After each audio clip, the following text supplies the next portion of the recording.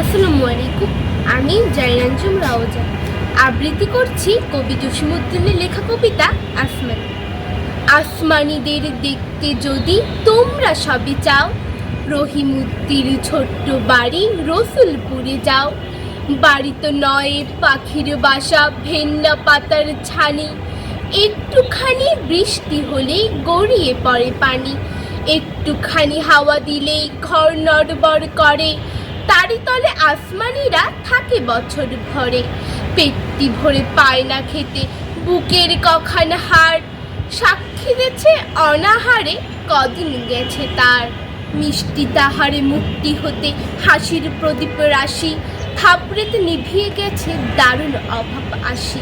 পরনে তার শতকের তালির শতকের ছেঁড়া বাস, সোনালি তার গাঢ় বরণে করছে উপহাস।